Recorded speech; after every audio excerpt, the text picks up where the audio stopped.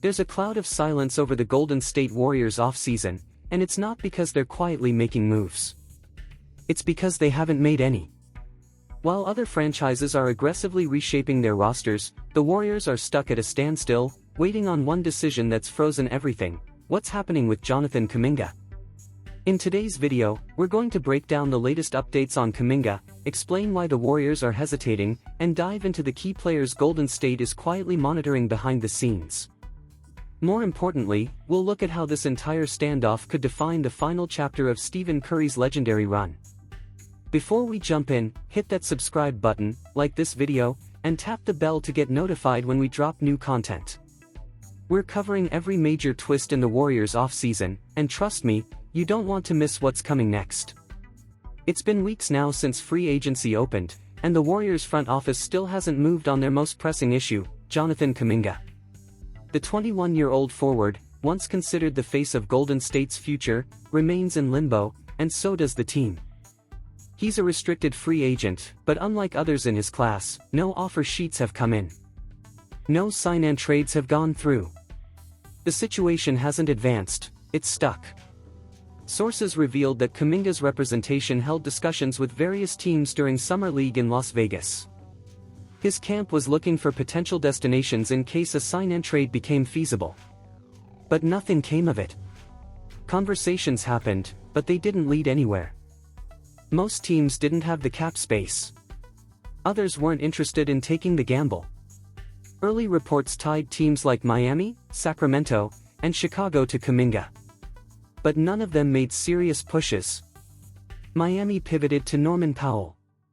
Chicago went a different direction with their wing rotation. Sacramento reportedly submitted a light offer that was never going to get off the ground. In other words, the initial buzz didn't materialize into real options. What's even more telling is that teams on the fringe, franchises like the Jazz, Hornets, and Nets, didn't engage either.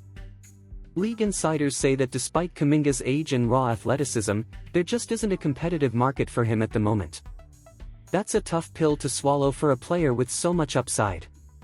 But the reason is clear: teams around the league still see Kuminga as unfinished, unpredictable, and not quite trustworthy in pressure situations.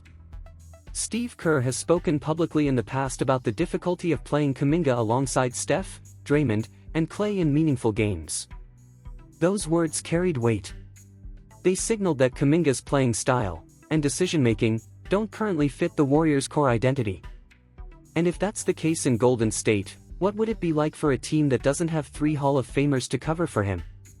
Despite all that, the most recent reports suggest the Warriors are planning to keep Kuminga, at least for now. NBA insider Brett Siegel shared that the franchise is expected to bring him back into the fold, with an understanding that he could be dealt before the February trade deadline. That's a diplomatic move. But it's also a risky one. Because if Kuminga returns to a team that still doesn't fully trust him, and he knows he might be on the block again mid-season, how stable will the locker room be? Players need clarity. They need roles. And if Kuminga believes he deserves more touches or minutes than he gets, it could create friction that slows everyone down. This uncertainty is impacting more than just Kuminga's future. It's holding up the entire roster. Several free agent targets are waiting in the wings, but the Warriors haven't pulled the trigger on any major signings, reportedly because they want to resolve the Kuminga situation first. That's a dangerous game to play in a league that rewards quick, decisive action. One name that keeps popping up is Al Horford. The Warriors are rumored to be close to finalizing a deal with the veteran big man. Horford brings experience, defensive versatility, and floor spacing, the kind of traits that could help balance the Warriors' system. He'd also provide much-needed leadership on and off the court. Curry even dropped a subtle hint at a recent golf outing, suggesting that a grown-up might be joining the roster soon. Another potential addition is DeAnthony Melton, a strong perimeter defender with playoff experience. The Warriors are said to be considering bringing him in on a veteran minimum deal. His ability to guard multiple positions and knock down threes makes him a good fit in Kerr's system, if he can stay healthy. Other names have been quietly linked as well: Malcolm Brogdon, Trey Lyles, Ben Simmons, Seth Curry, and even Gary Payton too, who could make a return depending on how things shake out. Most of these players would come in on short-term, low-cost contracts. But again, none of these moves are official, because the Warriors are waiting. Waiting on Kuminga. And in the meantime, time is slipping away. To make matters more frustrating, the Warriors have already lost a key piece. Kevin Looney, a veteran leader and consistent performer, was let go. That move surprised many fans, not because Looney was untouchable, but because there's been no replacement brought in. No one to fill his role, his voice, or his steady impact. This kind of indecision has drawn criticism. The Warriors were once known for their strategic aggression, smart trades, bold drafts, and creative contracts. Now, they seem passive. Reactionary.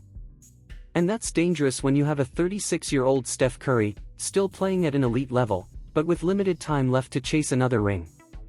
This isn't just a roster management issue. It's a philosophical crossroads. Are the Warriors trying to win now, or still clinging to the idea of developing a new core? Because they can't do both. Not anymore. And Kuminga? He's at the center of that decision. Keeping him means betting on growth, on the idea that his raw skills can be molded, that he can mature into a consistent piece. Moving him means admitting that time is too short to wait. That Curry deserves teammates who are ready today, not 2 years from now. One path offers hope. The other demands action. And right now, the Warriors haven't chosen either. They're frozen. Watching. Waiting. If they don't act soon, they risk wasting more than just an off-season. They risk letting Steph's final chapters slip away in a cloud of hesitation and missed opportunities. And for a franchise that changed the way basketball is played, that would be a devastating legacy. Let us know in the comments, do you think the Warriors should give Kuminga one more chance, or should they cut ties and focus fully on the present? We're reading every take, and we want to hear what you think. And don't forget, hit the like button, subscribe to the channel, and turn on notifications so you're always up to speed with the Warriors' off-season storylines. Because whether they make the right decision or not, the next few weeks are going to shape the future of this franchise. And time is running out. And here's a tip from the Fan Golden State Warriors channel: study financial education and have opportunities in the financial market by studying REITs and investing in large brokerages around the world.